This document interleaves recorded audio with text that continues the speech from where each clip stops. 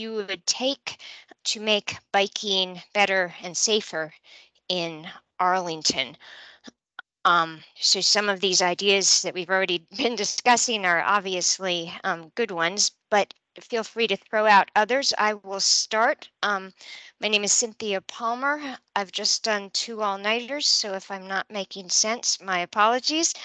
And I would focus on intersection safety. I think that Arlington has some wonderful bike lanes, bike paths, and they are wrecked by dangerous intersections, and LPIs, especially 2-second LPIs, are not the solution. Do not make it safe. And I'll stop there and go through the list. So why don't we, I'm looking at the list of participants. Why don't we take those on the phone first, since they're listed first? So we will start with the phone number ending in 89, and then the next one will be the phone number 53, ending in 53.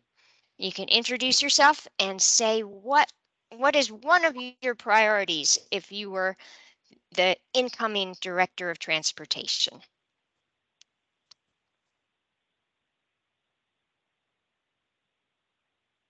Do we have phone number 89 that ends in 89?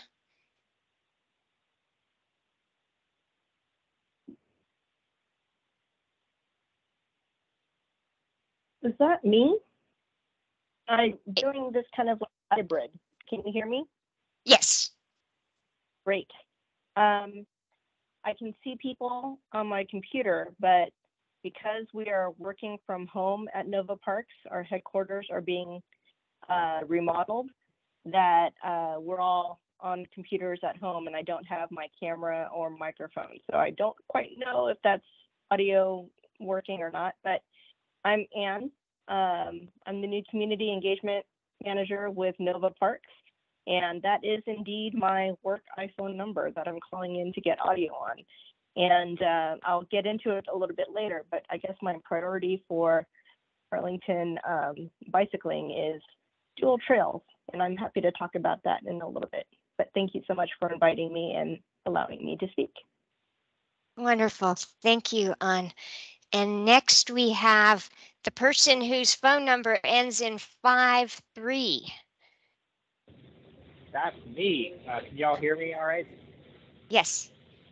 All right. This is Kevin O'Brien, him, with the Washington Area Bicyclists Association.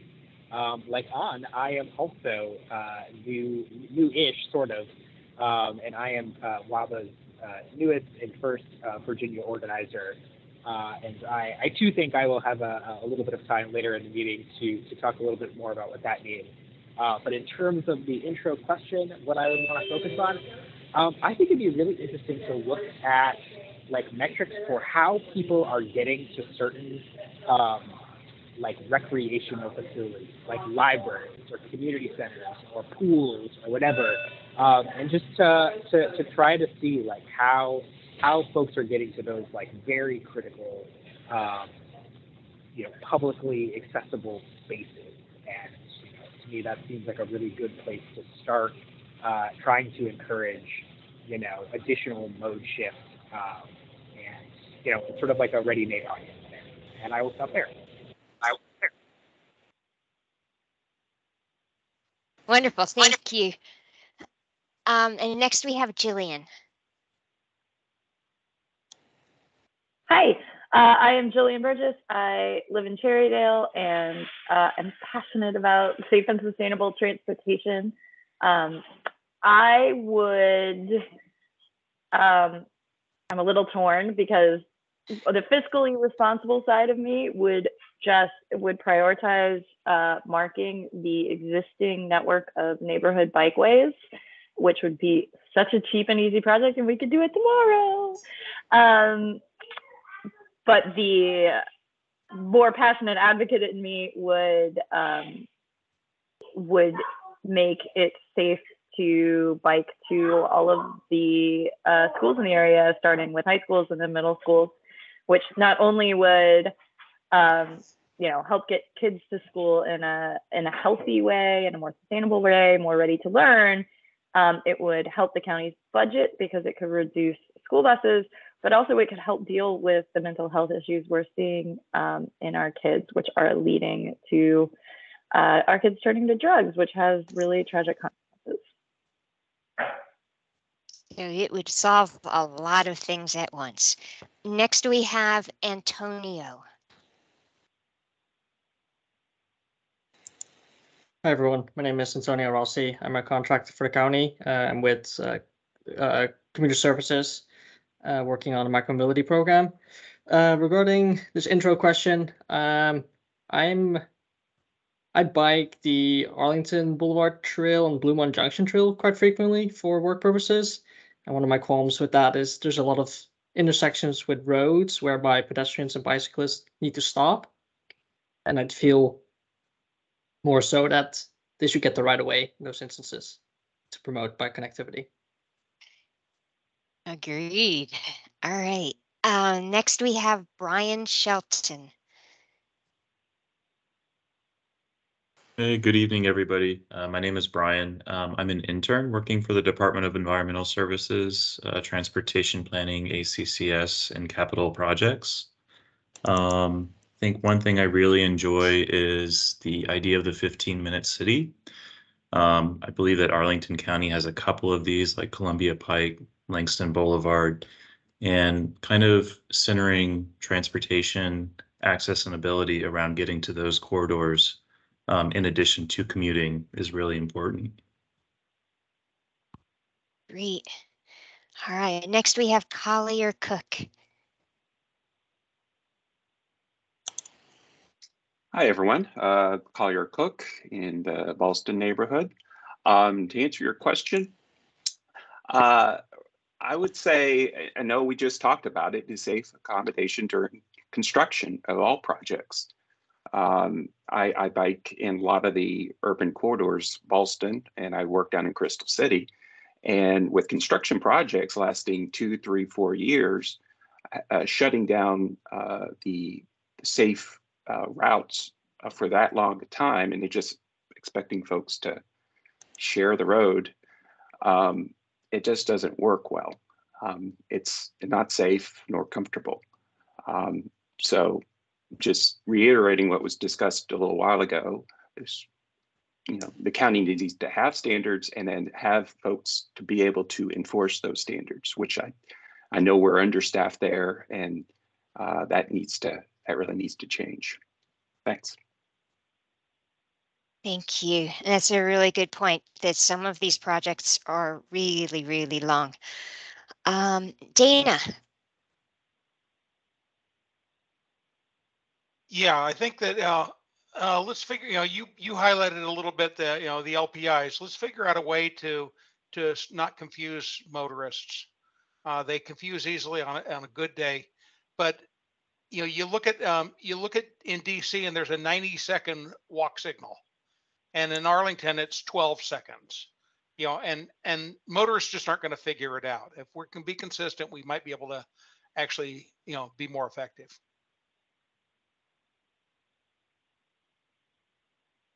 Okay, that's interesting to know. Eric Goodman.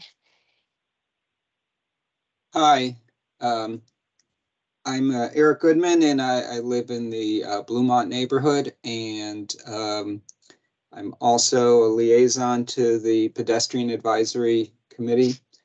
And I guess if I can do two things real quickly.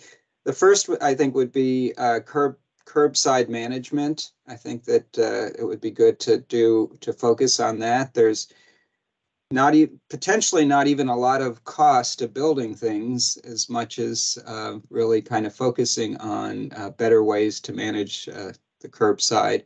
And then the other priority would be to focus more on maintaining our existing bicycle facilities, just improve on that and make that a focus. So thanks. Great. Mike Hanna.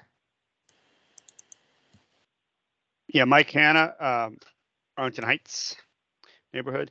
I go back to the construction and the maintenance of MOT planning, maintenance of transportation. I guess it is planning, and not just that, but the enforcement, because it's not even so much the long projects, which those are bad. It's the randomness, the number of times you come around a curve or come down a bike path that you take every day, and suddenly, wham! There's cones and trucks and things you're not expecting to be in there.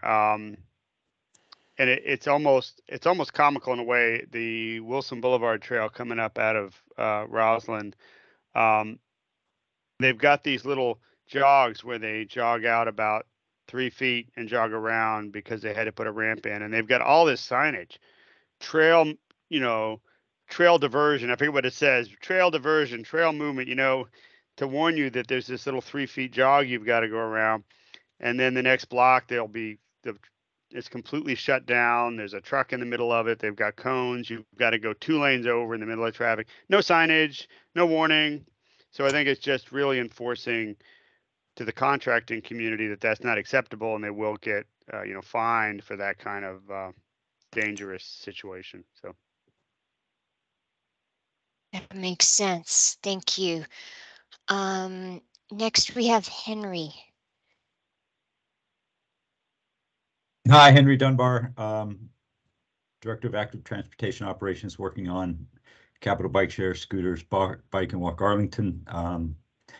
Since people have done a lot of the MOT stuff, I'll just throw out I would work with electrifying not the Capital Bike Share, I'm sorry, the county bicycle fleet, having them buy electric bikes and getting county staff to ride them for their work more often. I think this would dovetail into many problems that will be highlighted by county staff, and when they're feeling it, then a lot of things would happen. So I'll leave it at that. Makes sense. I like it. Next we have Jed. Hi, everybody. Judd Isbell with the Friends of the Mount Vernon Trail. Live in Alexandria, but a former Columbia Pike resident for about 7 years. I think one thing that would be great is if there was the transportation projects were very policy driven, so that there's a standard that when we build a bike lane, it's a protected bike lane, and that when there's an intersection, there's right on red is prohibited, and that public meetings then don't become a referendum on whether we should put in a bike lane, but an opportunity for people to provide details that matter, such as this curb cut is at 45 degrees and I'd really like it to go straight, instead of I don't like bike lanes. Nice. All right. Leah. Hi, everyone. I'm Leah Gerber. I'm a bike and pedestrian planner with Arlington County DES and the BAC liaison. I think there's a laundry list of things, but one that hasn't been mentioned, because MOTs would definitely be on my list, is having different types of protection for bike lanes. For example, I went to NACTO in September, and Minneapolis was doing some really cool stuff with integrating green stormwater infrastructure and bike protection. So that would be a priority for me. I love that. All right, Leslie. Leslie, how are you, Leslie? Okay, considering. Leslie Tierstein, live in Penrose, South Arlington. I came in a little late. I don't know if anybody mentioned this. I would just love for the existing bike lanes to have normal street maintenance and be cleaned of garbage that gets on them, and not have snow dumped into them when the streets are cleared. Great. Thank you. Mark Blacknell. Hi, all. Mark Blacknell here, Ashton Heights, Buckingham. Lots of great ideas so far. What I would love for the next director to do is take any project that's sort of contemplated by Vision Zero or the bicycle element and say that was our public input process for the most part. Stop Arlington weighing everything to death. Okay. Next we have Matthew Jones. Good evening, everyone. Thanks for all. I'm with National Landing Business Improvement District. I just wanted to thank everyone that came out to our event last Thursday at the Alamo in Crystal City. We had a lot of great time celebrating mobility. To answer your question, I think MOT echo that, but also looking at our micromobility plan and how it relates to our neighboring jurisdictions would be extremely helpful. Great. Thank you. Thank you for coming here. Now we have Pam from the Pedestrian Advisory Committee. Thank you for coming, Pam. Hi, can you hear me okay? Yes. Pam Manheim with the Pedestrian Advisory Committee. I'm here just to listen and watch you tonight because you have such a great program. Totally support protected, connected bike lanes everywhere, and we are not there yet because we want to keep the cyclists and micromobiles off the sidewalks. And of course, I want wider sidewalks and protected intersections everywhere. And the one thing we haven't mentioned yet is streetlights.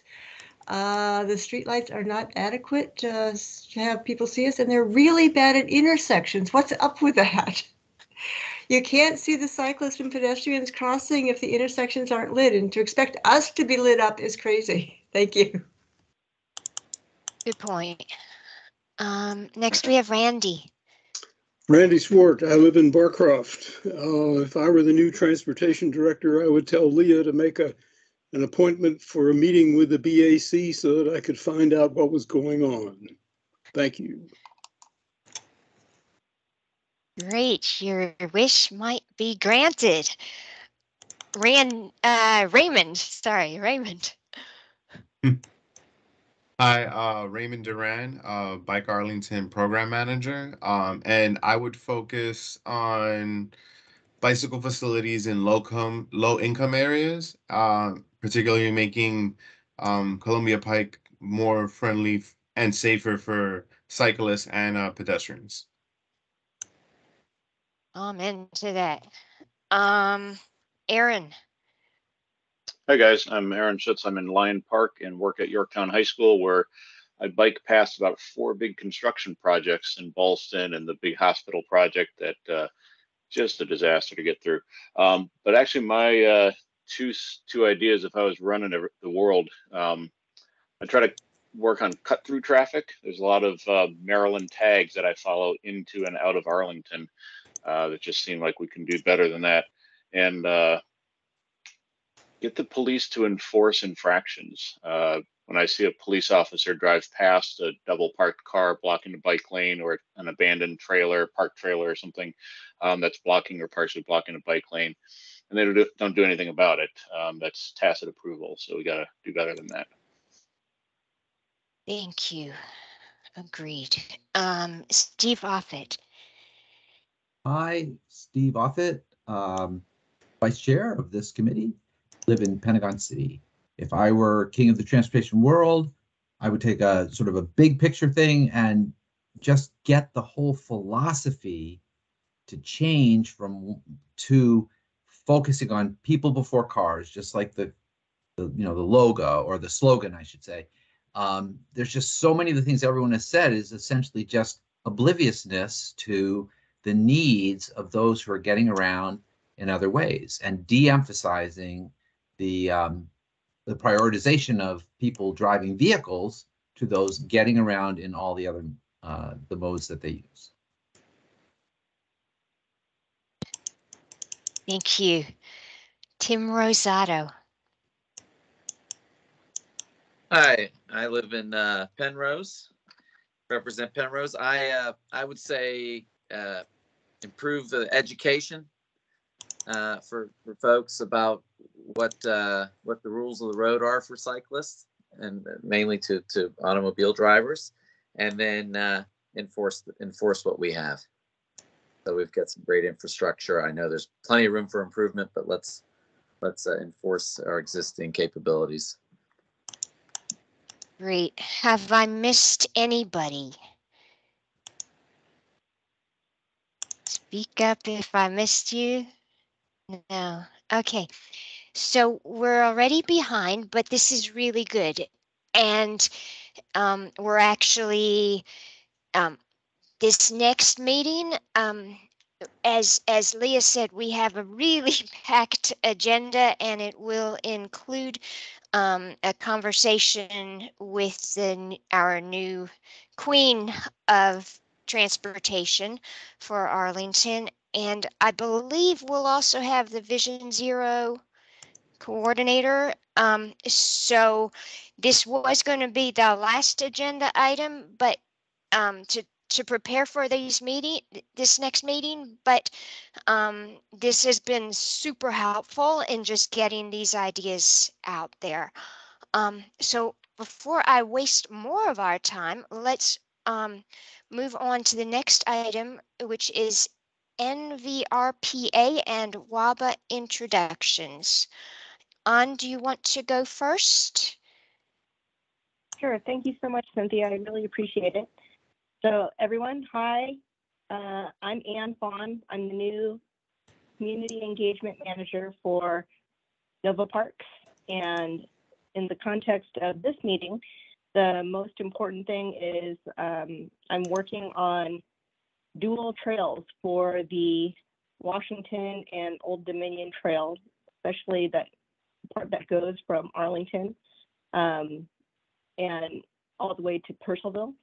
So the dual trails that we have already constructed so far, you can see how beautiful it is in the city of Falls Church. It's a separate 2 lanes for bicyclists and then another one for pedestrians. And I was able to clap eyes on it recently, and if I am not exaggerating too much, it's a paragon of safety and beauty to see, the bicyclists and the pedestrians and everyone, sharing this stretch of the trail so harmoniously. And I understand that might be something that is kind of missing in other sections, specifically in Arlington. But if you have any other questions, I'm happy to take them. But this position that I'm in now, and just starting my 3rd week, is a created position, and it's to fulfill some of the aspects of our strategic plan that we baked into at Nova Parks. And it's kind of exciting because I am able to do basically community outreach in a new position for park and Mother Nature, as opposed to what I've been doing for the last 10 years, which was Northern Virginia outreach for Senator Mark Warner, which is how a lot of you might have seen my face before, because I was out and about all over the region, and it was really great to kind of like narrow my focus now here to a little bit something more second nature to me. So thank you so much again for the invitation. I'm happy to talk more about it, but if you haven't seen the section of dual trails in Falls Church, we're hoping to do that in Arlington on the WNOD, and happy to expand further as necessary. Thank you, Cynthia. I really appreciate the opportunity. Thank you so much. And I see Steve has a hand. Yeah, hi, Ann. Thanks so much. And I'm hopeful that you have a really fun and exciting new position. So yes, I have ridden on that section of the trail numerous times, and I find it completely ridiculous that there are these narrowing points at every one of the intersections. They create conflict, and that's just got to change like immediately. So I don't know. I mean, I have a sense of why that's true, but it's just the reason is just not a viable reason. It just got to be fixed. Just make the trail wide all the way through. Great, thank you so much. I'm very appreciative of this kind of feedback, and I'm happy to take it back to my executive director. I know that a lot of you already know Paul Gilbert. Part of his onboarding and orientation with me is that he actually has presented the idea of dual trails to the commission, the Parks and Rec Commission, and also the Natural Resources Commission. I don't know if he's gotten any kind of hesitancy or resistance from those commissions, but I know that he considers the bike community very, very friendly to this idea, because, I mean, at the end of the day, it's a safety issue, and anything we can do to increase and improve safety, especially for bicyclists and pedestrians, we're totally in favor of that.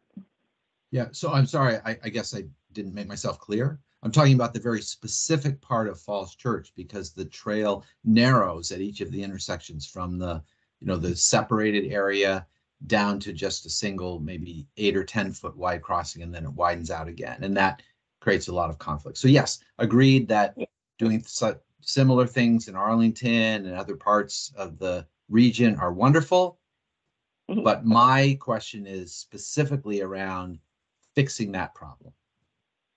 Yeah, specifically around those choke points, it's kind of something to do with the kind of city leadership of Falls Church right now. They were very, very happy to have the sections that were already widened up, but we're also trying to reach out, and part of my job is doing this, to the neighbors that are on either side of the trail where it is kind of narrow right now, because it would be widening right up into like some of their backyards. I don't think so. All right, and we have a question from Randy. Yeah, and I'm really puzzled by that. I don't see why they would have to, but I find the choke points minor problems. I think that you should know that there's going to be pushback in Arlington because a lot of people don't think that much pavement is environmentally desirable.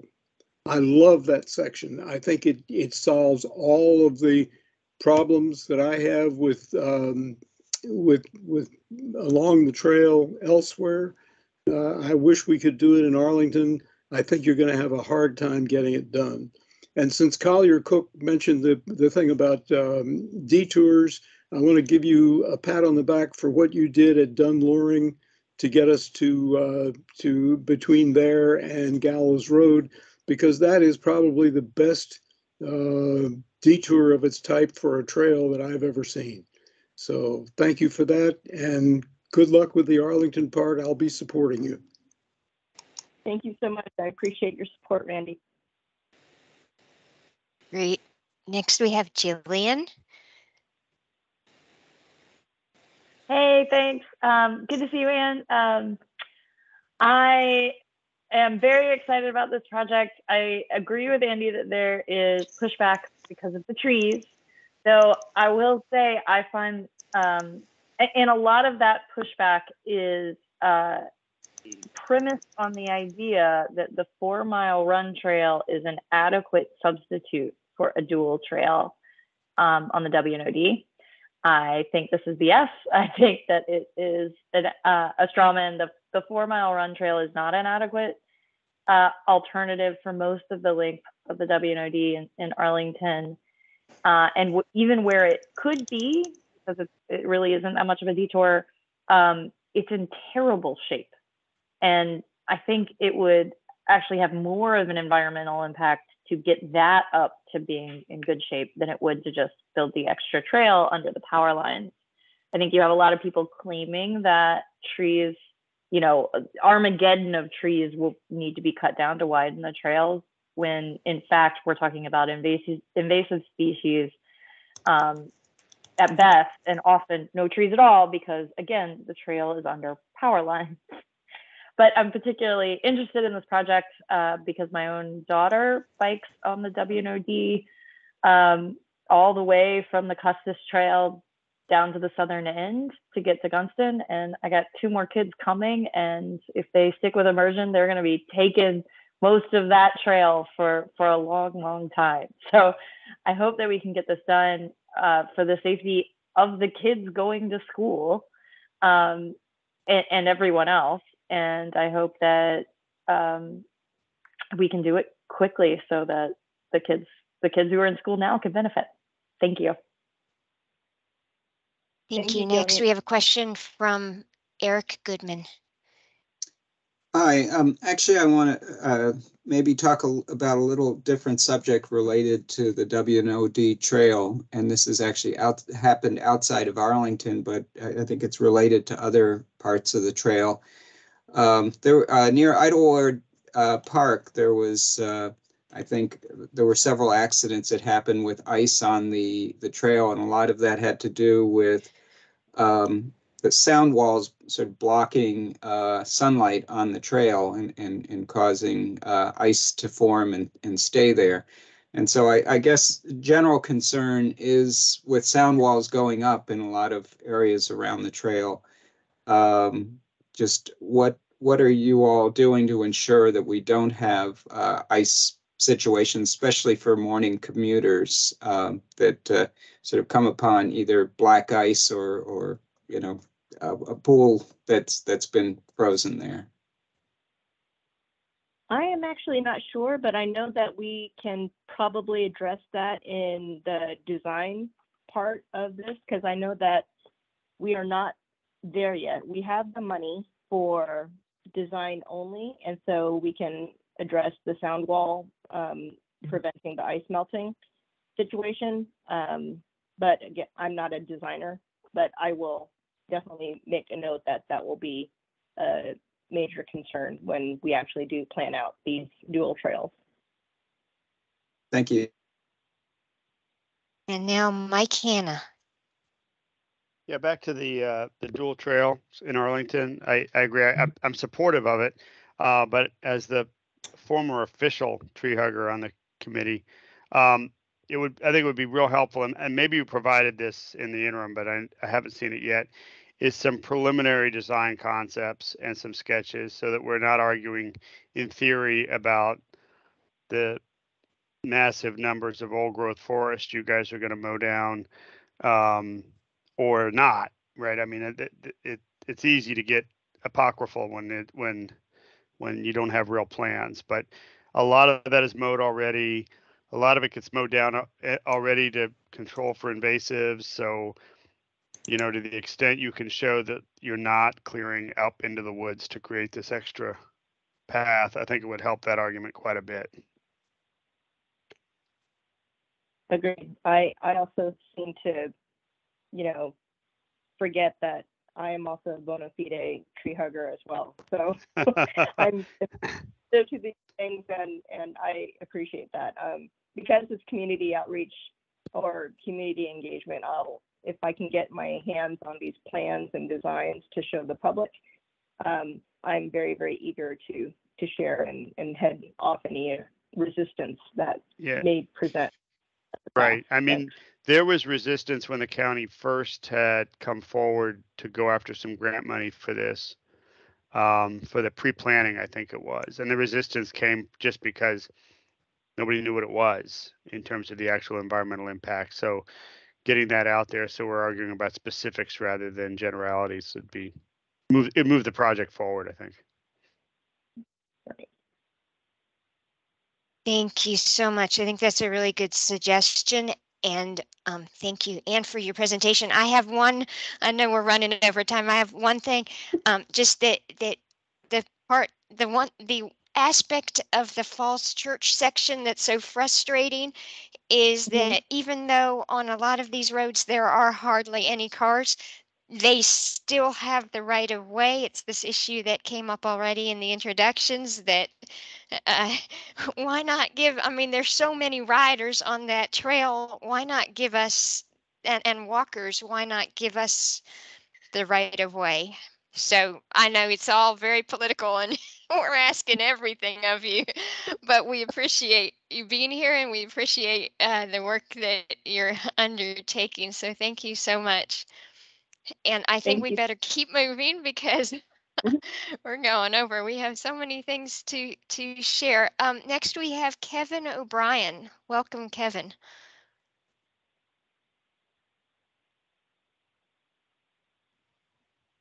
Hi, folks. Can you see and hear me all right?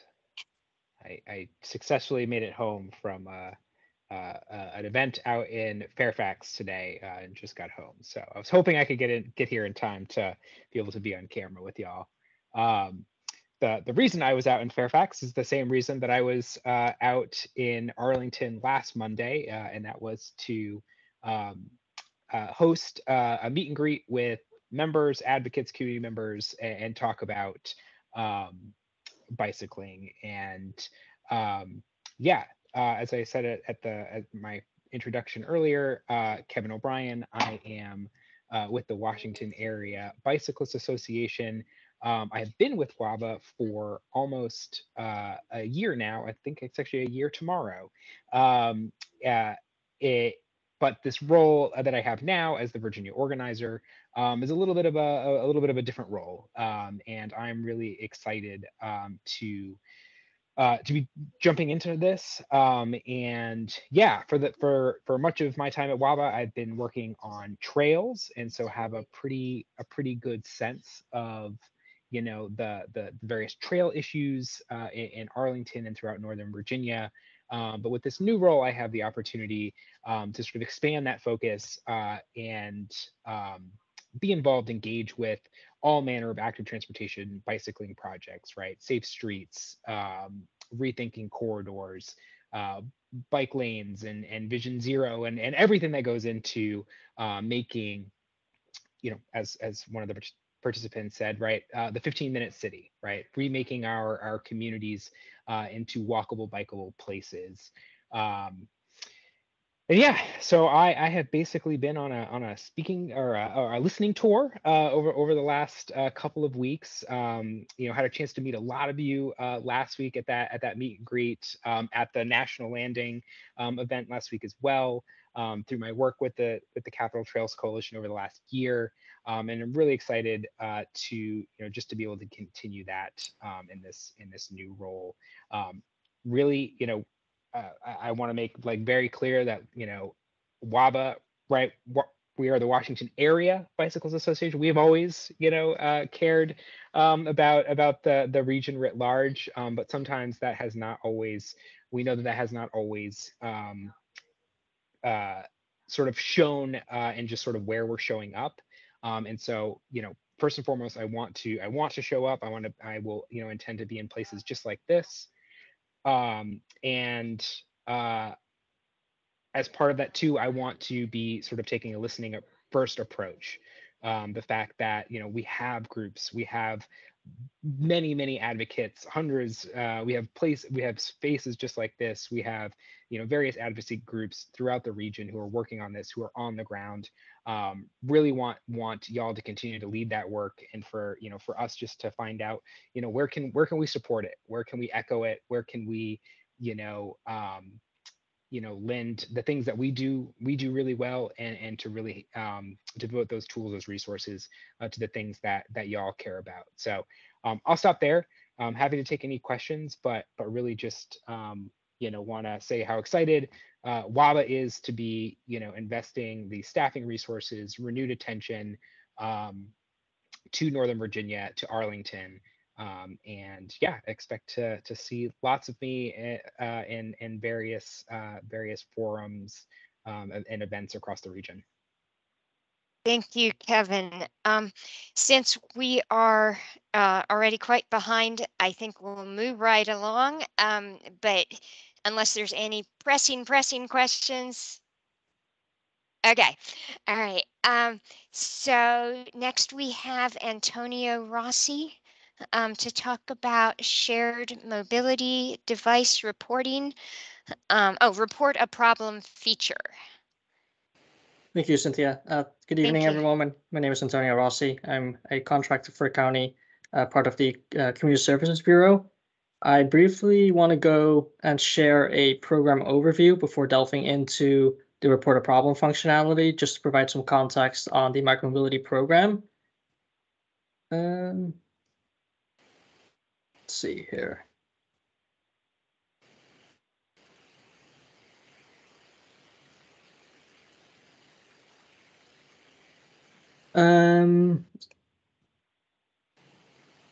Just a brief history. So the micromobility program, this is relating to the shared e-scooters and e-bikes that are on the road, not including Capital Bike Share, but the ones from Bird Line that you may have seen.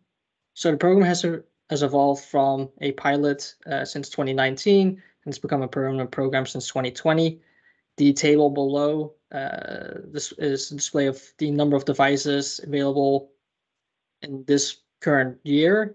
Last year, we had a sixth operator, Hellbiz, if you may recall them. They voluntarily withdrew from the county. So at this point, we have 5 different operators. each offering a different number of devices and styles. Next up, I want to share a little bit about ridership that may be of some interest. The blue line was the initial pilot year where it was a huge craze and, everyone was scooting around. That is difficult to, those numbers are difficult to attain, I think, what's more, but we're seeing a promising growth since pre-pandemic levels, where the yellow-orange line, or the gold line, I guess, is this past year where we're seeing, a rebound from 2020 and 2021. Next up, we just launched this and it's on our website. It's available for the public to view. It's an aggregated data set on ridership via our software mobility platform, where you're able to view where people are riding and some other data regarding trip length, trip minutes, number of trips taken. We can't change anything on this platform, so unfortunately, this is all we have for the public. You can select the time frame and number of and the different device types. And then the ridership data one is the graph provided in the previous slide. We update that on a quarterly basis. Next, because we've seen such a growth in the program, we're using the permit fees from the private operators to install corrals. You may have seen those in the county as well. As of January 2023, we've installed 75 of them, and we've planned to install 100 for each fiscal year for the next 4 years, and this all depends on the budget. Just for to explain this map a little bit, the blue dots signify the ones that have been installed.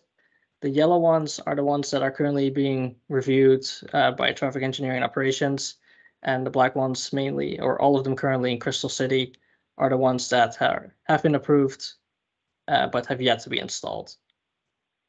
And we welcome any corral location suggestions. So if you do have a location in mind, please feel free to reach out. I did not want to take up too much time on the SMD program. So if you have any questions on this, feel free to email me or ask right now. If not, I'll go ahead and jump straight into the reported problem functionality.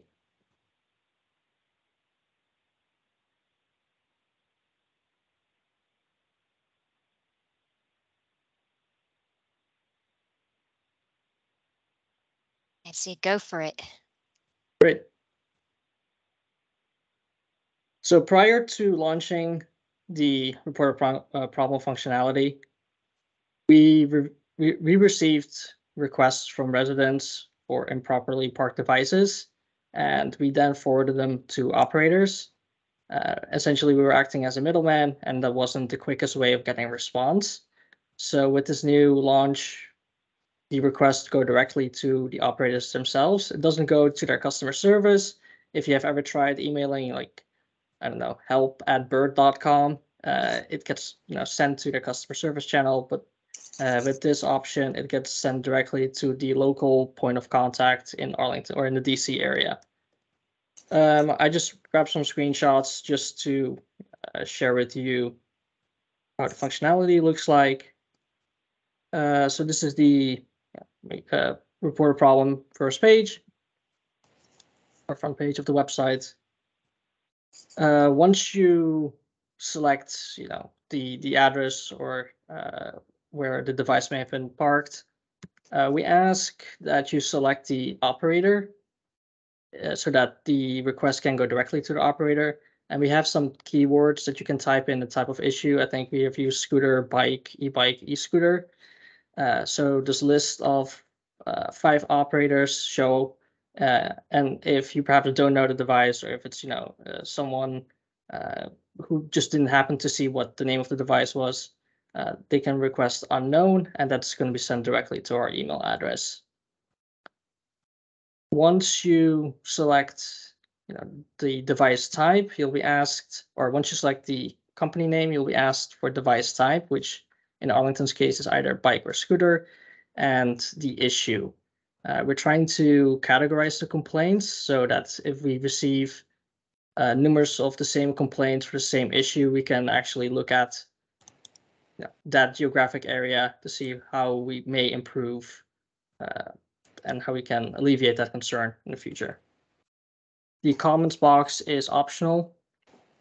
Once you go through this process, you'll receive an email, something like this, that your service request has been submitted and that the operator has been notified.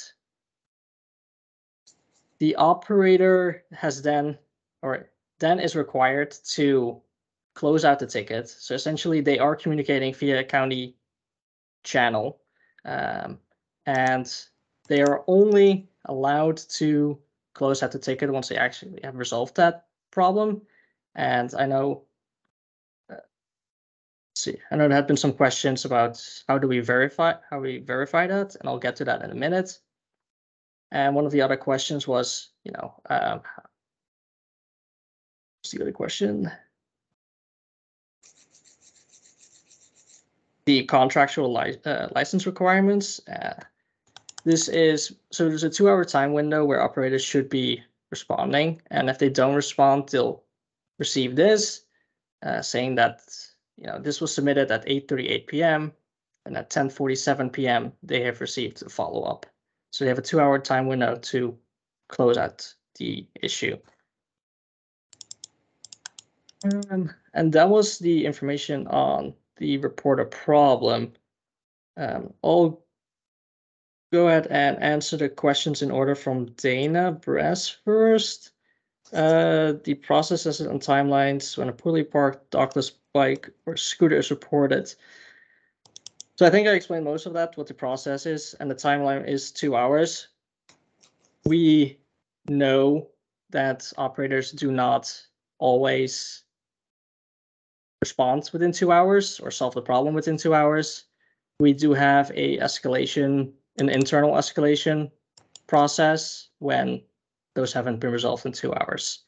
They are on a permit system, meaning that the permit can be suspended or revoked at any time, if they don't follow the program requirements or guidelines, and if they abuse this system or if they don't systematically resolve these issues. That is a reason we can give to prepare them a notice for possible suspension in that case.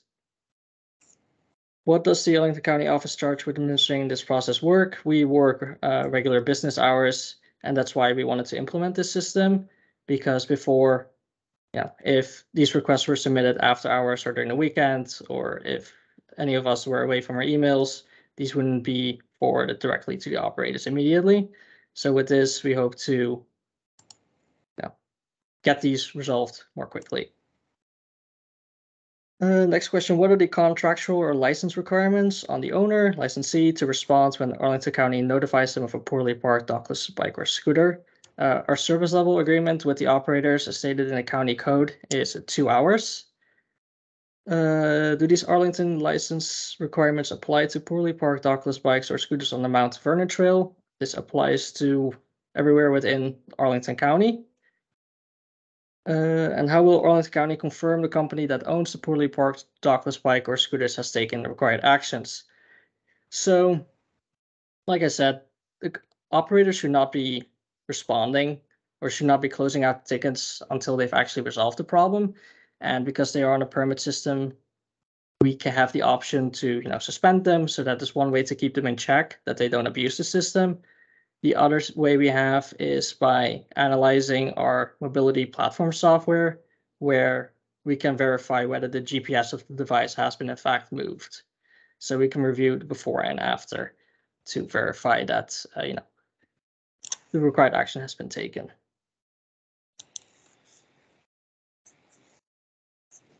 So those were the initial batch of questions. I do see a few hands.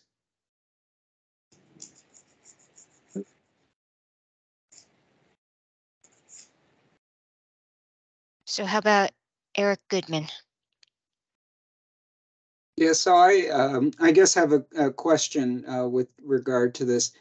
I normally, when I see them parked poorly, I just move them myself. should we not be doing that at all? Should we just spend the time reporting it through report a problem and hope that it will be taken care of soon? Or do we move it but still report it and report a problem just so it gets logged? Thank you for being proactive on that and clearing the sidewalks.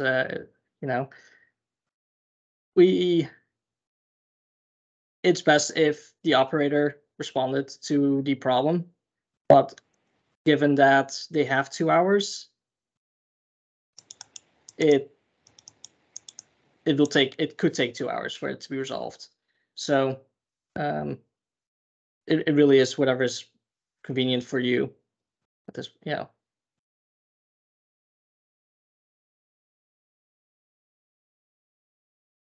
I say thank you to anyone who moves the bikes or the scooters. Jillian.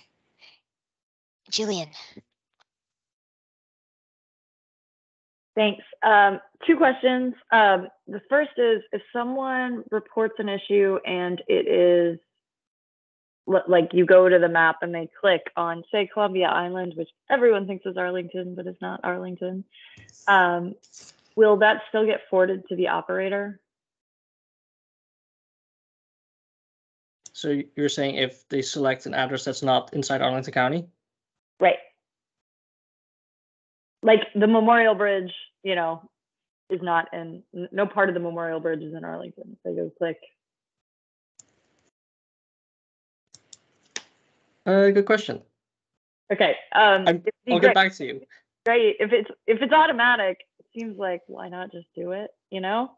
The second thing is, a lot of the issues, especially with the bikes and scooters left on bridges and trails, seems to be that the bike or the scooter ran out of battery.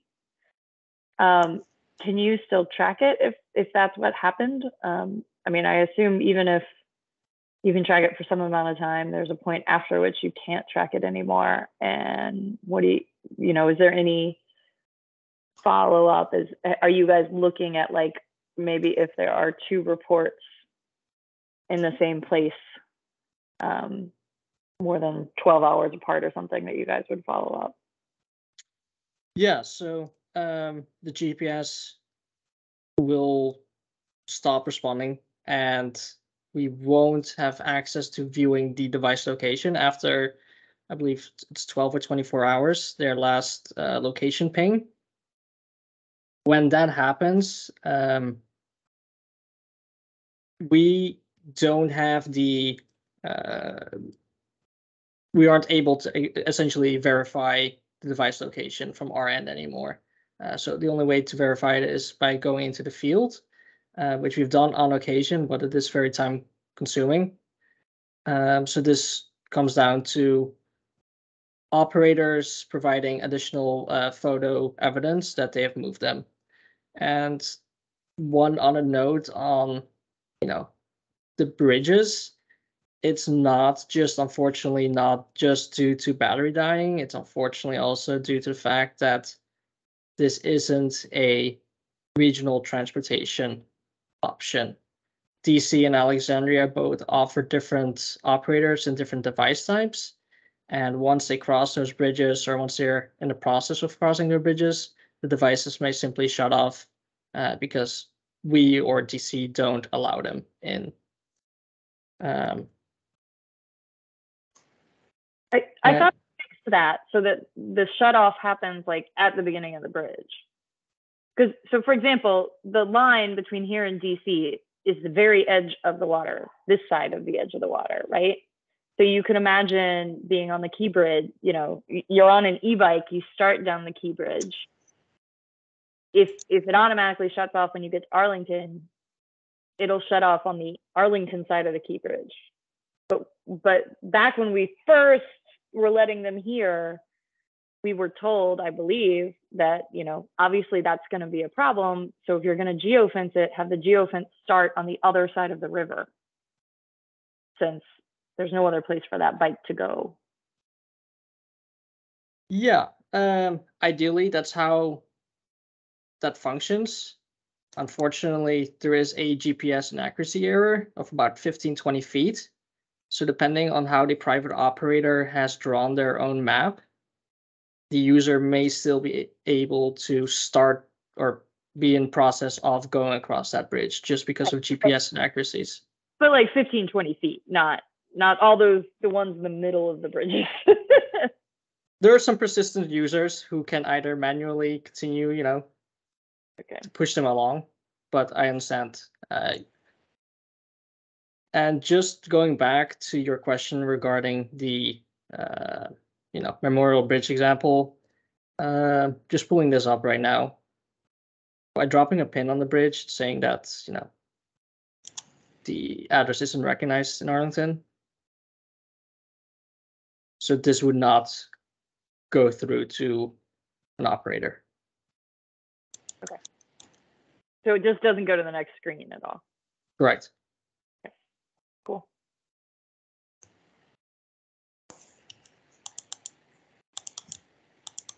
Hey, Steve. Yeah, so that is an issue because Arlington is not an island. I mean, I travel between Arlington and DC every time I go to work, and when I go for all sorts of things. Now I don't use the scooter so much, but there's got to be a way to fix that problem. There's a couple of VO, I don't know what they're called, mopeds or whatever, sitting on the 14th Street Bridge. Have been there for like 5 days. And I know that's not, it's not Arlington's problem, but it's a problem. And I don't know what we're doing to try to resolve that, but just throwing our hands up in the air and saying, oh, well, there's a line kind of on the river somewhere, and if you cross that line, suddenly your thing stops working, is not the solution. I agree. There is a lack of regional approach to this, and unfortunately, we can't view devices that are on bridges because they are not in Arlington County, and our map just limits, what we can see on the map just to what is inside Arlington County, essentially. So I can't see any of the devices that are left on bridges. This is something that we've been trying to work on with both DC and Alexandria to come up with a more regional approach, but unfortunately that hasn't happened yet, and we rely on residents from either the county or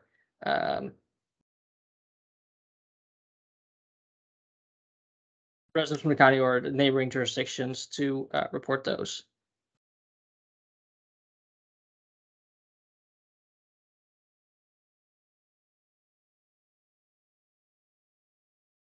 So Tim has a follow-up question in the chat. Tim, do you want to jump in before the next person? Sure. No, I know we're not here to, I don't think we're here to solution everything, but has anyone thought of just making the cutoff 100 feet or some distance prior to the bridge or the county line and start to see how the behavior changes and adjust accordingly? So if it's 100, 200, 500 feet, whatever it takes to eventually get it so that the bicycles, X percent, 90% of them stay within the county line and they don't shut off. No, that's a good idea. Thank you. This is something that requires collaboration with counterparts in the other jurisdictions. That one in particular, though, I'm not sure there's any collaboration required, right? If you keep the restrictions within Arlington, and they're an Arlington only operator, and that's the whole reason why they're shutting off, then do you really need to collaborate? Well, we've got both ways, right? Sure. Or you just, and I would have to double check the county code on our service level agreements because they are allowed to operate within the county. So we would need to get some sort of approval consensus that we're creating a no ride zone in additional areas. Makes sense. It's a cool idea. Let's move on, but we can think about that. Next we have Aaron. Yeah. So just a couple ideas. I think Antonio, you were mentioning the issue of something a vehicle licensed in Arlington being parked on the bridge or outside of Arlington. You shouldn't have an issue with extending the map that you're allowed to see and where you can see bikes being parked and where they're reporting their location. Just push the boundary out. That doesn't change the boundary of where they're allowed to operate, but it should be able to change what you are allowed to see. That's a technical issue and then I should still be able to report if it's a VO scooter that is not allowed to operate in DC, but I see it on the bridge or in DC, I should be able to report that. It's a Arlington licensed product. And maybe I don't know, but that seems like a mechanism that's easy to fix. Just push those boundaries out as far as you need to. It doesn't matter. Is there a way to submit a photo in the report a problem? Because I think that I didn't see it on the list there, but I would be much more. There's okay. Because I'm happy to move a scooter too, but I'm going to report it as a problem based on a photo, based on actually what's going on. And I'm much more likely to report it if I know there's some kind of a feedback mechanism for the scooter rider, not just a penalty threat for the company. On aggregate, yeah, the company issue, blah, blah, blah. But if there's some jerk that lives in this apartment building nearby me that every day is dropping a scooter on the sidewalk and blocking the sidewalk instead of just throwing it up on their front steps every day, if there's a feedback mechanism that will penalize them or train them to be better, that's what I'd really like to see. And I think that's where it can be a lot more useful, financial penalty or whatever it is. That's a great point. Operators have the ability to fine riders, and they have done so with repeated violations that we have brought up with them, but that requires them to research trip history, rider history, and we don't have any control over whether they actually fine or do anything to the user. Sure, you can't follow through on it, but is it in the operation contract that there should be something like that? It's not. I'd like to see that there is. I'd vote for that.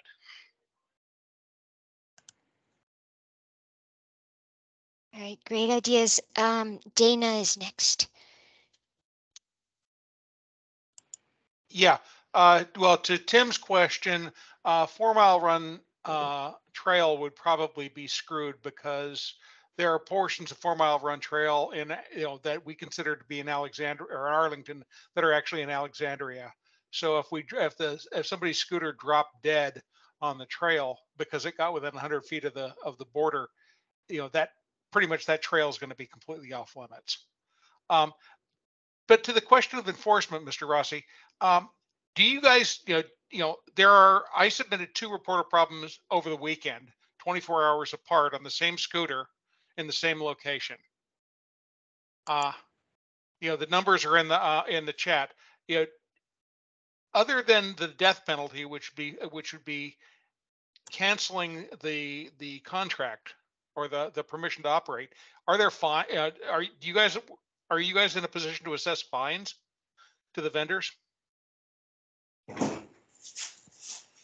We are not in a position to do that. This requires county board approval, I believe.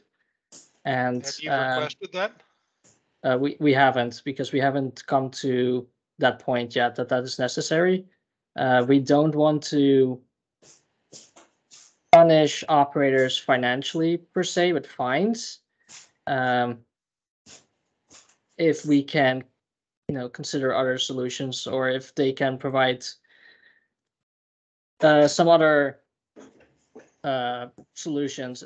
If we see, repeated issues with parking, we've requested for individual operators to create no parking zones for certain areas, and they followed through on that. We are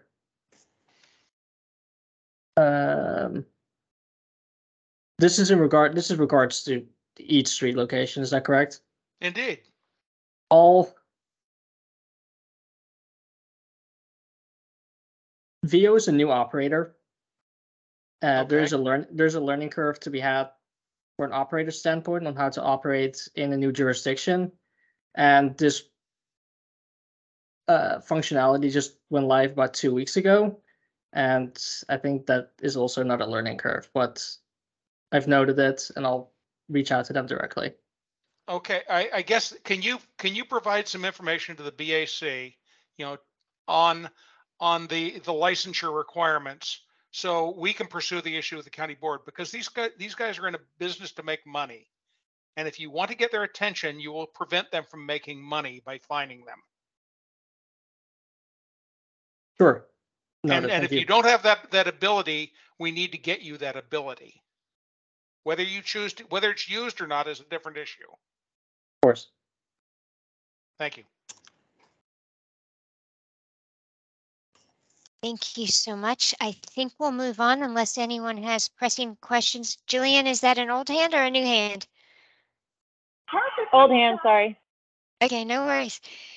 How about we'll move on now. Thank you so much, Antonio. That was really, really interesting to hear. And I hadn't realized all these challenges with the jurisdictions. I that it's not regional. So that makes it really tricky. Thank you for having me, and I realize that this is a concern to the county, and we'll probably have to follow up with the Council of Governments to discuss how to solve this regional issue. But if anyone has any further questions, please feel free to reach out to me or Leah, and we'll discuss further internally. Thank you. Wonderful. Thank you so much. And next we have Judd from the Friends of Mount Vernon, the Mount Vernon Trail.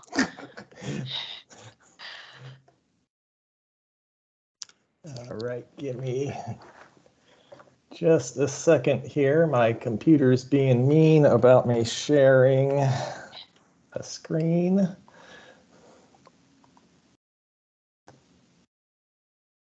Okay, give me a second. I got to quit and rejoin the meeting.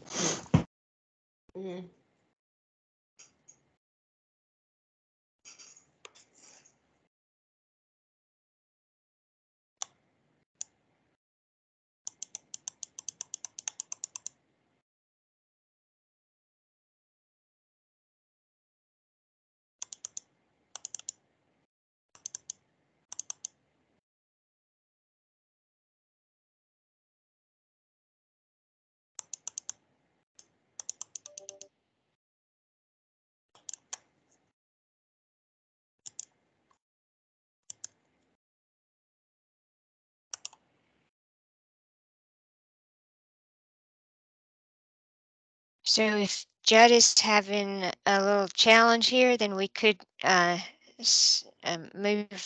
change the order. Would that make sense?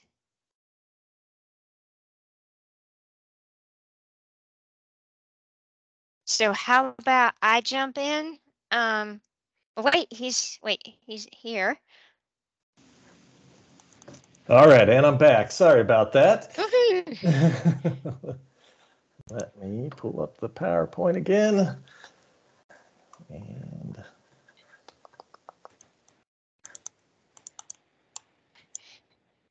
so now we have you twice on the screen. Oh, great. So you should be able to see my PowerPoint presentation, I hope. Can you see it? Yep. All right. Excellent. Appreciate the the flexibility here, bearing with me on the technical issue. So I'm Judd Isbell. I know a lot of you. I'm the president and one of the founders of the Friends of the Mount Vernon Trail. So I'm just going to go over some things that we do on the Mount Vernon Trail, and then also talk a little bit about NPS and also some things that have happened recently, and also some good upcoming things on the Mount Vernon Trail. So first, just starting off, a couple things about the Mount Vernon Trail. So it's one of my favorite trails. My first impression of DC was riding in a cab. and about a Monday afternoon or Monday morning, 10:30, and seeing the Mount Vernon Trail and all the people using it in the daytime. There's a lot of things to love about it. So it's got beautiful scenery, and I've got my picture there of me riding by Memorial Bridge. It offers safe transportation for biking, walking, running. Every time I'm on the trail, I see a friend. I love seeing families and kids on the trail, particularly little kids. Some wildlife encounter opportunities. So that bottom picture is not me actually in the water, but some beavers have moved in next to Trollheim Bridge. So I got to see 3 beavers last week, having some breakfast, and my friend photoshopped me in with the beavers. The Mount Vernon Trail is also great because it connects to a lot of things. So Custis Trail, 4 Mile Run Trail, and then also sites like the Mount Vernon Estates, multiple bridges to get over to DC or get back from DC. It's the only way to access some resources on the parkway. So things like the Merchant Marine Memorial. If the trail wasn't there, it'd be a pretty long walk without a path to get to it. Very popular trail, one of the most popular trails in the United States, with millions of users. And one of the other things that I really like about the trail is the origin of the trail. So the trail exists because 2 women in 1971 petitioned the Park Service to build a trail, and they literally built it with volunteer help by spreading gravel for that first section of trail, which opened in 1972. So who are we, the Friends of the Mount Vernon Trail? We're all volunteer, so no paid staff. We are a 501c3 nonprofit. And we came into existence in 2018. Back then, the National Park Service, the George Washington Memorial Parkway, was having some stakeholder engagement sessions about every 3 months. So I went to one of those and went to a second one and a third one, and we were talking about sort of things that people would like to see on the Mount Vernon Trail, activities that could happen on the Mount Vernon Trail. And the idea of a friends group kept coming up in each session. So at the end of the third session, I stood up and said, are we talking about this or are we doing this? And thankfully, two friends of mine agreed to be co-founders, and we started the group that way. Started doing informal activities about once a month in 2018, just to see if anybody would show up if we did things on the trail. People did, which was great. So we decided to incorporate as a nonprofit in 2019. And then in 2020, we signed a philanthropic partnership agreement with the George Washington Memorial Parkway. So the philanthropic partnership agreement makes us official partners with the National Park Service. It also outlines the things, our common goals for the Mount Vernon Trail, things that we are allowed to do as an organization. And those things are encapsulated in what's called an annual work plan. So once a year, we meet with the Park Service. We talk about things that we would like to do, activities that we would like to do, and then we write that into a plan, and that gives us license to do those things on the trail. Our annual work plan is generally very broad, so it's kind of a scope document for us. Our plan usually doesn't have like very many specific projects, but it has sort of categories of things that we can do on the trail.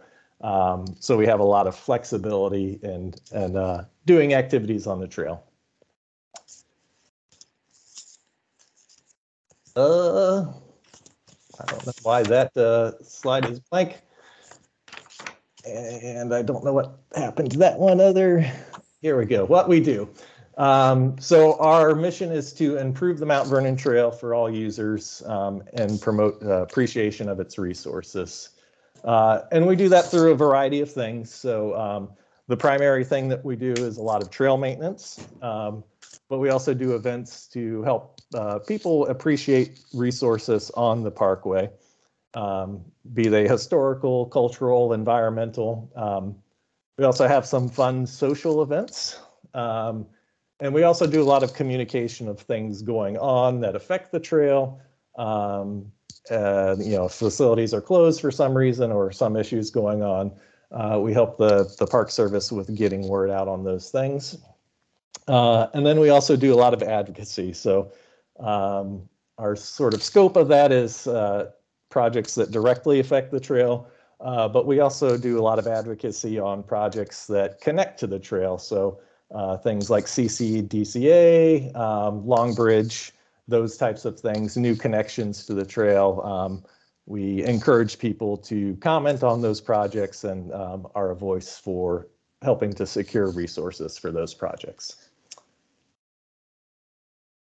Since October 2020, we've done 118 events, had just under 2,000 volunteers at those events, which is equated to 5,425 volunteer hours for the trail. And then some of our programs have had over 600 participants. We try every year to give about the equivalent of a full-time employee to the trail. So we've hit that the past 2 years. We are on track to do that again this year already. So we're basically like having a full-time person out on the trail. Some of the things that we do.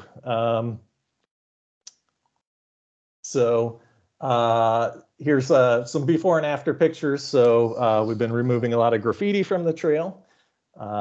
We do repairs on the trails. So things like the fence up to the 14th Street Bridge was something we fixed this year. We also do a lot of removal of invasive species. So the picture on the left is near the power plant in Alexandria, where we removed a bunch of kudzu. On the right is some culvert cleaning. So you can see before that you wouldn't know that there was a culvert there unless you knew that a culvert was there. So we dug that out to ensure that the drainage around the trail is working right.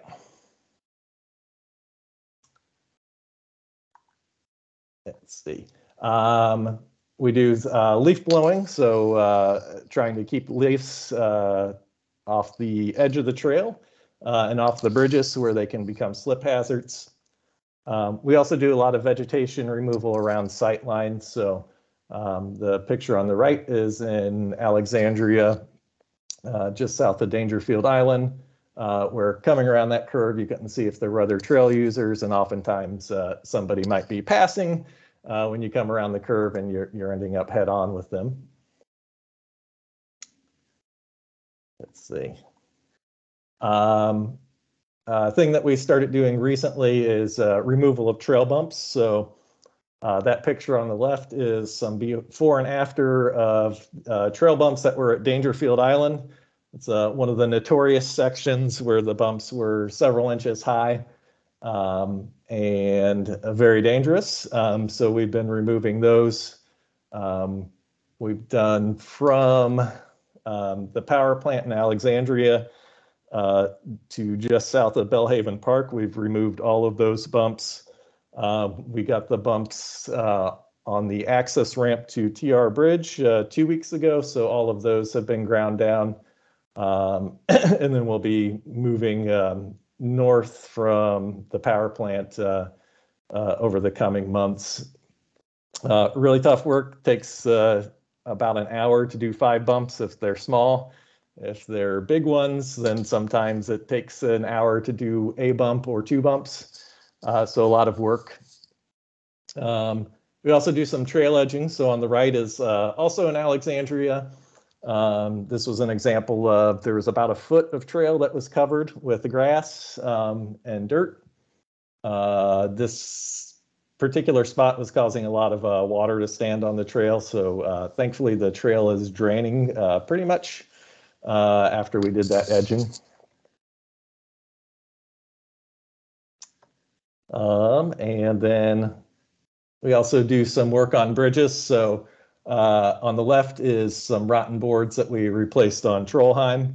And on the right is some pressure washing that we've done of bridges. So we've pressure washed several bridges that are notorious for slips and crashes. Continuing to do that work. And then we also do some fun stuff. So the picture on the left is our annual bat and firefly walk. The people that are looking up are looking at bats. It's one of our favorite spots on the trail for bats and fireflies. And the guy turning around facing the camera is Kurt Moser. He brings his bat microphone out every year. So he has a microphone that can find the echolocation of bats and tell you which species of bat it is. And then the picture on the right is a Bike to Work Day pit stop at Gravelly Point this past year. And then the big thing that happened last year was the Mount Vernon Trail turned 50 years old. So April 15th, 1972 was the opening of the first segment of the Mount Vernon Trail. We had a big party with a lot of our partners. I got to sit next to Don Beyer and chit chat with them. And the woman in the center there is Barbara Lynch, who's one of the women that's responsible for the trail existing. Her and Ellen Pickering. And so she's still Alexandria resident. She was able to make the event and told us that we asked her if she ever thought that the trail would have this many users and grow this much. And she said that when they used to see somebody on the trail, they'd call everybody and go, somebody was using the trail today. So the trail's grown a lot since then as far as users. I don't think anybody could have ever imagined how popular of a trail it is today. Let's see. So our focus in 2023 as a group, we're doing a lot of bump removal work and pothole repair this year. Out every Saturday doing that work. My goal is to get every bump on the trail this year as a stretch goal. I think we might be able to do it. We're also going to try to resume some bridge cleaning this year after not being able to do a lot of it last year. And then continuing vegetation maintenance. So doing a lot of the things like Trollheim. There's honeysuckle that grows into the bridge. We cleared out most of it last year. We're going to finish that up, making sure that things are not growing into the trail and that you can see around corners. We're also going to make a big increase in sort of our social, educational, and recreational events this year.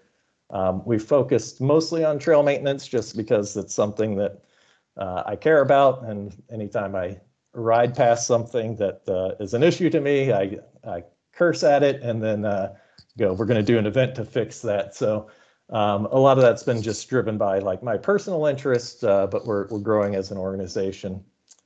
The other really great thing that's going to happen this year, as long as the permit gets approved and it's in process, is we are partnering with Dan Stork and Fairfax Government for the Tour de Mount Vernon this year. And we're going to shut down the parkway from Mount Vernon Estates to Jones Point, and people will have the opportunity to ride their bike on the parkway. So hopefully everything goes great with that. We're doing some planning meetings for it and really excited about that event. When we did our sort of visioning sessions in 2018, that was an idea that kept coming up of like, wouldn't it be great to shut down the parkway? So I'm super, super excited that that we're going to do it.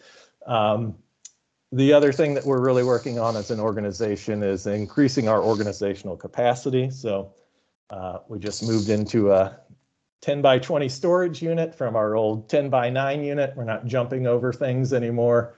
We also just bought a new bike and trailer. We get to all of our events by bicycle. And since we've started doing the bump work, that equipment's like 500 to 600 pounds of stuff.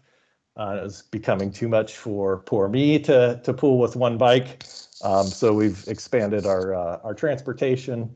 We're going to keep working on growing our board, diversifying our events. and also trying to ensure that we raise the money that we need to keep doing all of the work. So, and then there's a ton of projects in the hopper that affect the Mount Vernon Trail. So we're going to continue doing a lot of advocacy for those projects, ensuring that people comment on them. All right, so that's us. The next slide is sort of about why simple things aren't always so simple in the parkway.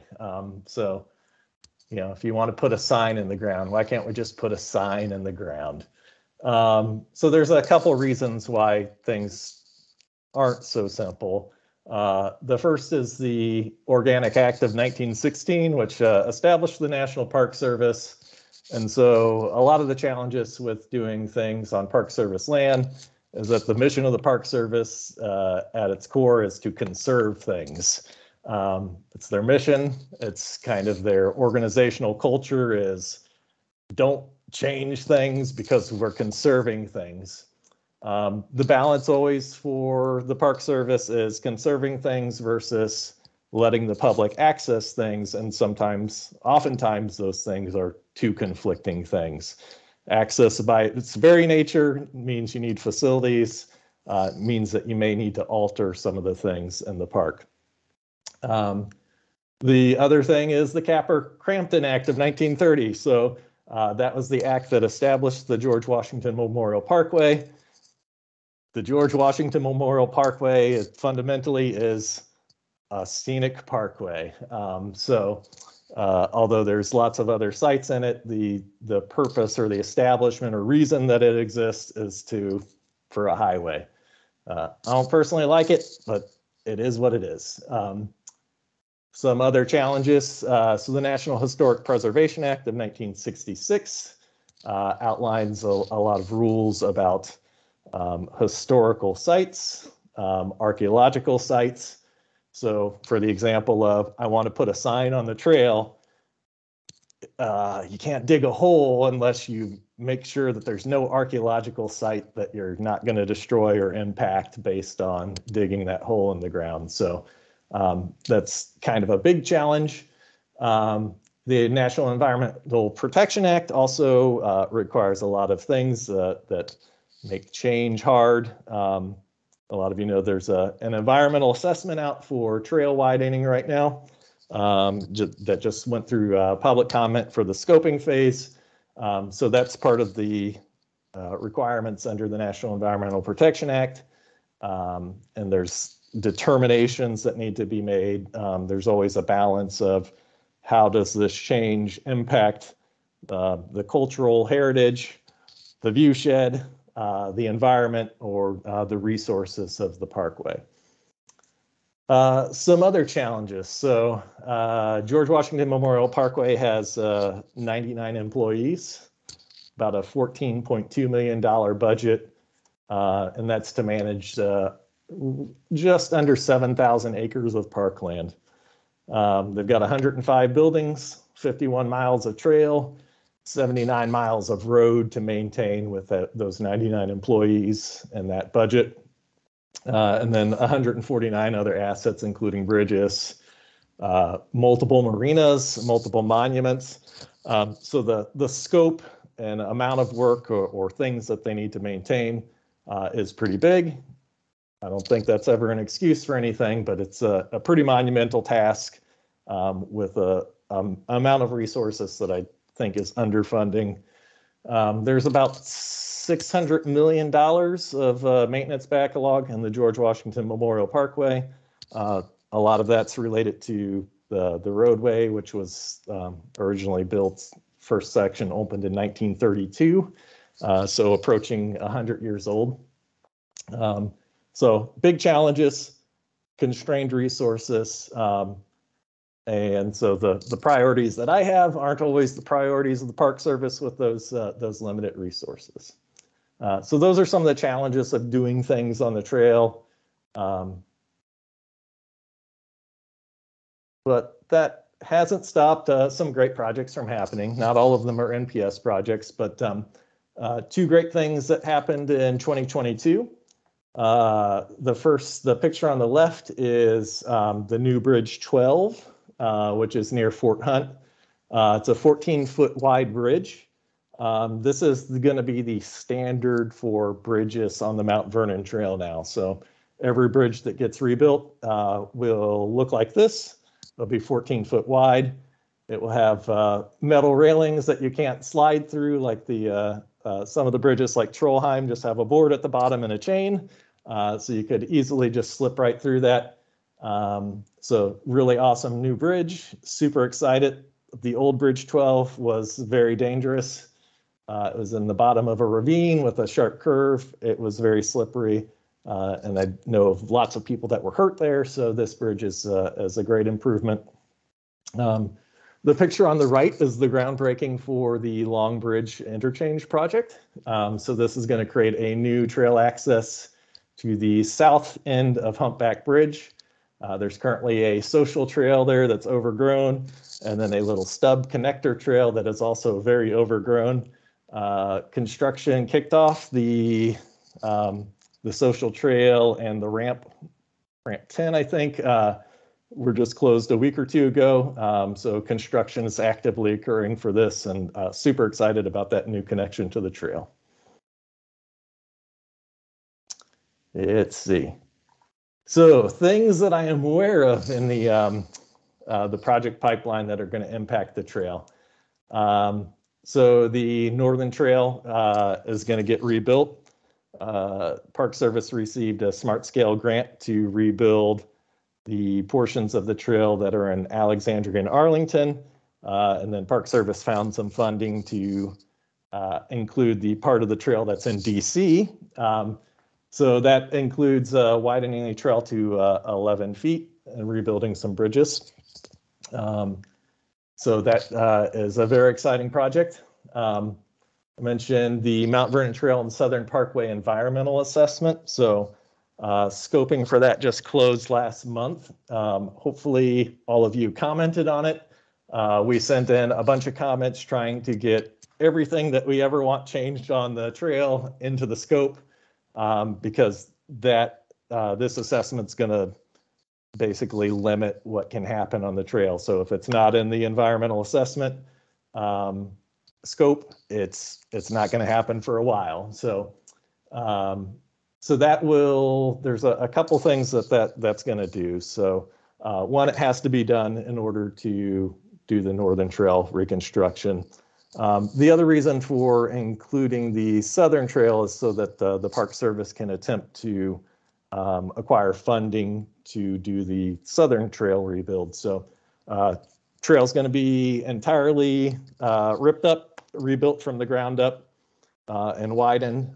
So really looking forward to that. If you've been past Crystal City Water Park lately, it's been under construction, getting completely rebuilt. Some great things that are going to happen for the trail for that is there's going to be a public restroom in the park now. There are going to be more interesting things, particularly a bar at the top of the water park, which I'm excited about. But more importantly, the grading of the trail down into the tunnel is going to be flattened out a little bit. So if you, like I, haul a trailer up that with like 300 or 400 pounds on it, it's tough. It's tough if you're on a cabbie. So it's hopefully going to be easier for folks to access the trail and also leave the trail through the connector now. Also coming up, going to start this year, I can't talk specifics about it, but there will be 2 bridges that are replaced on the trail. They're going to be 14-foot wide. So super excited about that. Construction is hopefully starting in March, but the Park Service hasn't released the press release about it yet, so they've told me to not talk about it too much. So the other thing that's supposed to happen in 2024 is Bridge 31, which we all know and love as Trollheim, is going to get realigned a little bit. So the split off that goes up to TR versus going south on the trail, that's been the site of many crashes, is going to get reconfigured some, so there'll be less of a sharp turn. So that should help. some redecking, so that should also help with some of the condition of the deck. Gateway Park, so there was just a release to do some contracting to construct a new plan for that. If you don't know, there's a bathroom facility there. Roslyn Bid's really interested in that being more of a trailhead for both the Custis Trail and the Mount Vernon Trail. So this will be our opportunity to offer that vision, as this is a resource that's adjacent to the trails that can be used by trail users. Theodore Roosevelt Bridge. I saw some designs that will widen the very, very narrow sidewalk on the TR Bridge, which is the reason why I don't ever use the bridge, because it scares me. That I don't know exactly when it's going to get constructed, but the plans looked like they were approaching 100% design the last time I saw some. Another great thing that's happening is the Alexandria Power Plant redevelopment in Alexandria. The old power plant, which is a coal-fired power plant, is going to be turned into mixed-use buildings. So there'll be some residential, some commercial. The developers really want to connect that to the trail and also the waterfront. It's going to mean some impacts on Park Service land, which also means that they're going to do some things for the trail in addition to just connecting to it. As part of that redevelopment in the small area plan, there's also a lot of improvements to the Alexandria alternate trail, which currently runs along the fence of the old power plant. So that's going to be greatly expanded with lots of options for walking and biking. CC to DCA and also includes a new connection to the Mount Vernon Trail. You can get to the airport now from the Mount Vernon Trail. If you go through a sketchy little tunnel, this should make a much nicer connection that connects to Crystal City in a new way and also connects to the airport. Arlington Cemetery Wall Trail, there was a comment period open right now. That is going to connect from the new Columbia Pike to Memorial Bridge, which then helps you access the Mount Vernon Trail if you'd like, or into DC. So that's going to be a great development. I wish it was there when I lived on Columbia Pike, but it's going to be great for future trail users. And then the other big thing is the Long Bridge. So that's going to provide a new connection as well to Crystal City and to DC, very direct. And so we're super excited about that as a project as well.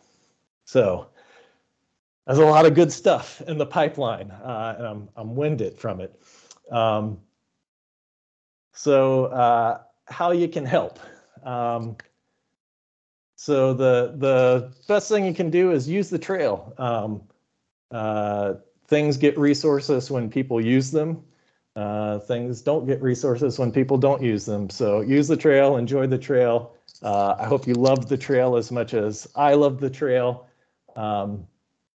I'd also say lead with what you love. So I open this presentation with, here's 10 things I love about the Mount Vernon Trail. That positivity really attracts resources, attracts people. There's plenty of things that that I've changed or that need to change on the Mount Vernon Trail, or that I wish would change on the Mount Vernon Trail. If I talked about them all the time, people would ask me, well, what do you like about the Mount Vernon Trail? I don't want to scare people off. It's great. It's one of the best trails that I've been on. I love using it. I use it almost every day. So lead with what you love. It gets people excited. It builds a constituency. So when you talk about the Mount Vernon Trail, don't say, oh, the Mount Vernon Trail is terrible and it has bumps.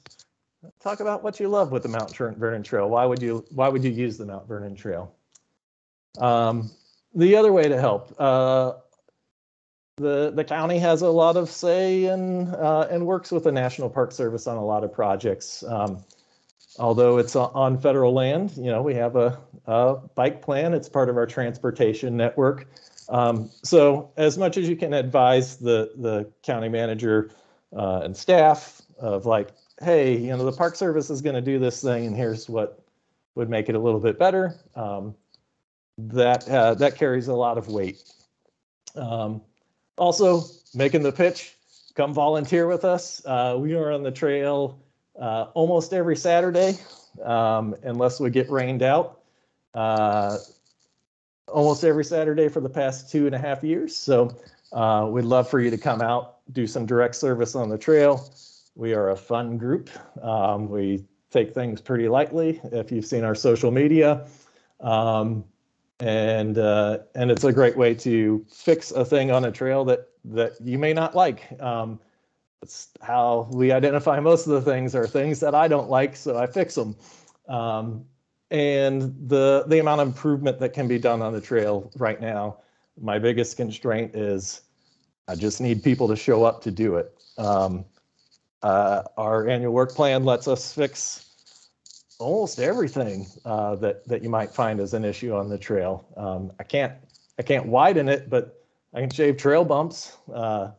I need people to show up to help me. So I really hope that you'll consider volunteering or tell your friends to volunteer. And of course, as an organization, we always need money.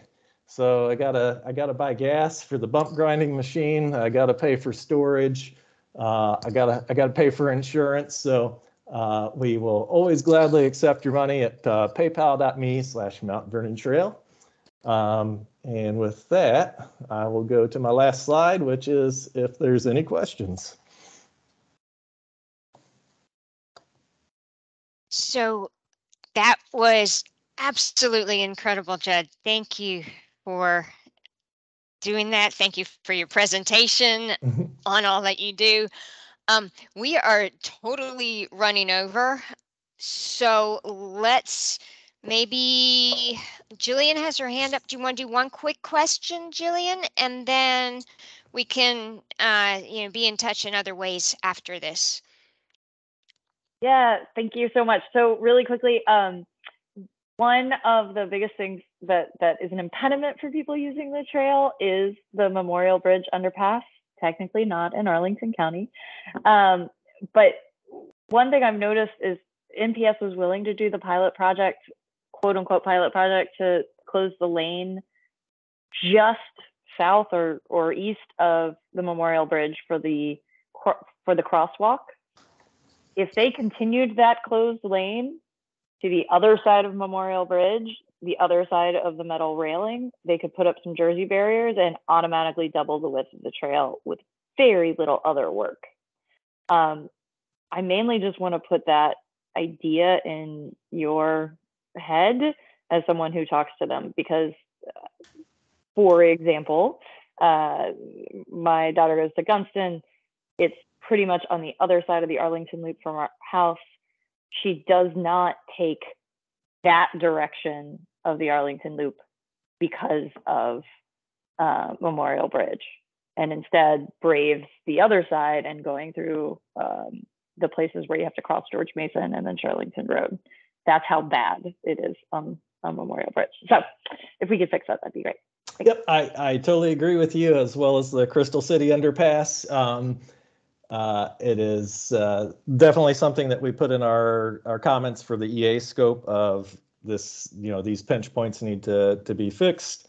There's some challenges with sort of the conservative nature of the Park Service and those things. When I talk to the regional transportation guy, I bring that up.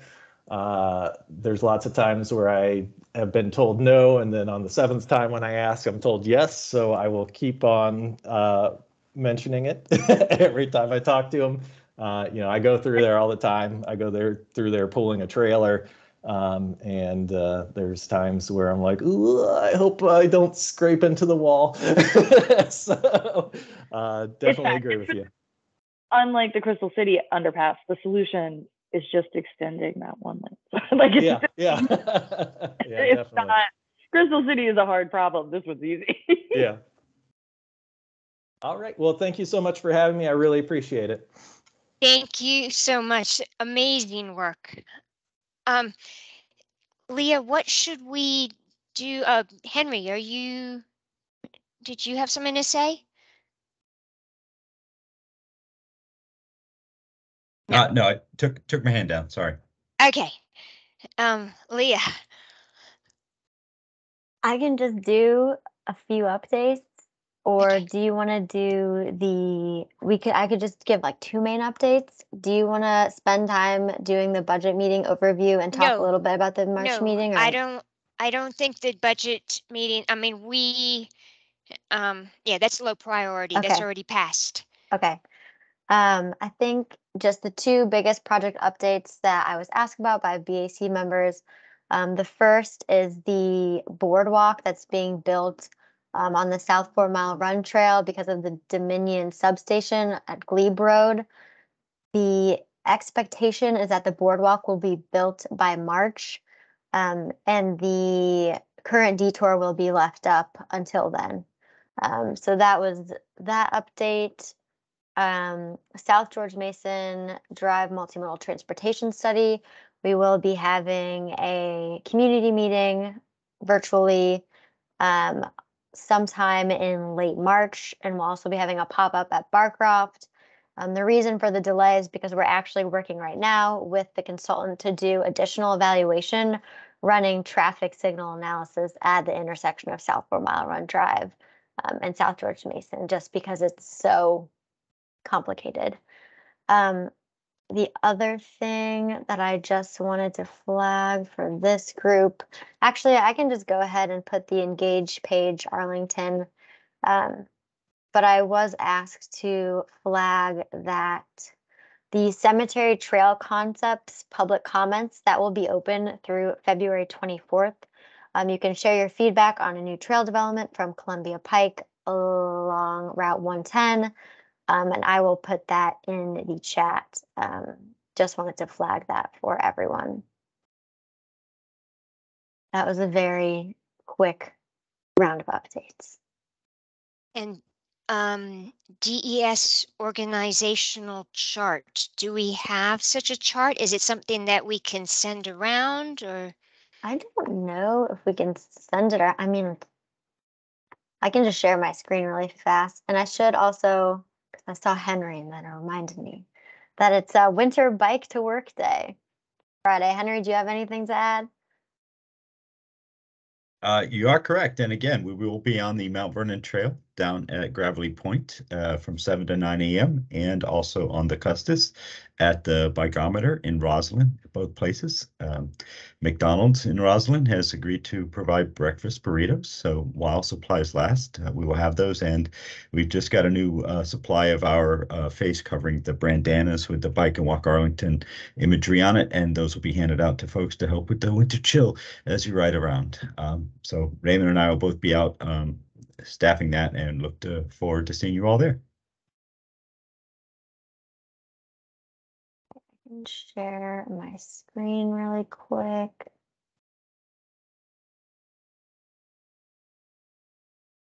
I think we can actually start zoomed in just on DOT because I think that's probably makes the most sense. So just kind of a brief overview of the organization of DES and DOT because it is a lot. So you can see here, this is kind of DOT. This is a recent update. So the Deputy Director of Transportation and Development, Dennis Leach, retired. So that is now Hui Wang. So she is our new Deputy Director of Transportation and Development and will be coming to talk at a combined BAC-PAC meeting that I believe is March 6th or March 8th, TBD on the date. I think maybe March 6th. You can see the Assistant Director, Sarah Crawford, so that remains the same. Because Hui was the TE&O Bureau Chief, which stands for Transportation Engineering and Operations, they are looking to rehire for that position. And just kind of a general overview, transportation engineering and operations, that includes design engineers who are, designing a lot of the projects, as well as traffic signals, notably, so the people that you might be interfacing with the most. And then you have another bureau, which is the Bureau of Transportation Planning, but generally it's called TPCPM, or Transportation Planning and Capital Project Management. The bureau chief there is Valerie Mosley. That is the department that I'm in. So basically half of us are transportation planning staff, and the other half are project managers for capital projects. If you're looking for a little more detail, I don't know how detailed you want to get. So the transportation planning manager is Allison Bullock, who's attended this meeting quite a few times. And then the manager of the capital projects team is Jason Windstrom, who's also attended these meetings multiple times. Then you come over to transit, which we're still under the Department of Transportation. We have Lynn Rivers as the transit bureau chief. Commuter services, generally Jim Larson. So ACCS is housed here. And then we also have development services, and that's Louis Araya. So that's generally people who are kind of running the site plan and review process, as well as many other things. Is there anything else I should touch on? I can just zoom out for a giant view. So you can see, oh, go ahead. Yeah, Leah, it's Henry. Just on ACCS, everyone, I know it's very confusing, but it's kind of the catch-all for all things that don't fit neatly into the other. So again, a lot of the presentations, the scooter program, the dockless e-bikes, Capital Bike Share, Bike Arlington, Walk Arlington, and Arlington Transportation Partners, the Car-Free Diet, the Mobility Lab, all of those fall under the ACCS umbrella. Yeah, thank you, Henry. That's a great point. I think just the other important thing for this group is looking at this. If you can see my cursor here, the Deputy Director of Operations being Mike Collins, because a lot of the time, water, sewer, streets, that's overseen by Harry Wang. That's something, that comes into play with sidewalks and roads and bike lanes. And then also actually solid waste, the chief being Eric Grabowski, because they do a lot with the cleaning of essentially bike lanes and then trails. That's DPR, which is a whole nother big chart. You can see that the director of DES is Greg Emanuel, and then the chief operating officer of DES is Mike Moon. That was a very quick org chart. I can also make something that's more updated and send it around if that's helpful. That would be wonderful if you could send something around. I don't know if you need permission or not. Yeah, I probably do. But if you could ask if you could do that, that would be amazing just to understand. I mean, I've been going to these meetings for years and I have no idea where everyone sits. So that would be wonderful if we could all see that. Did I see it, Dana's hand briefly or no? Oh, there's a chat. Something in the chat. Where does MOT planning and enforcement live? So let me pull this back up. That's a little bit of a tricky one. It lives kind of in multiple places. I would say generally it lives in kind of the development services that I mentioned, when it's coming through from a private development standpoint, and then we're reviewing it. And then it also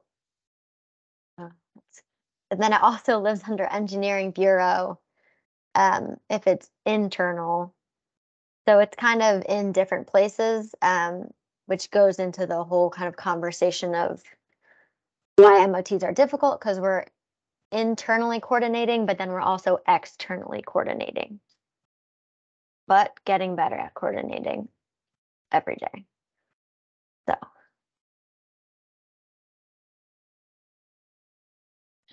All right, fantastic. It's 9:01, so even though I realize we all still have questions about that chart and would love to look at it a little bit longer, I guess we better call it quits for now, but maybe we could do a part B. Yeah. Because I think, yeah, it deserves more time. Yeah, maybe in April. Exactly, not in March. All right, everybody, please come to the March meeting. It'll be so interesting and so important to be able to speak with everyone and figure this all out. Does anyone have any last critical issues before we jump off?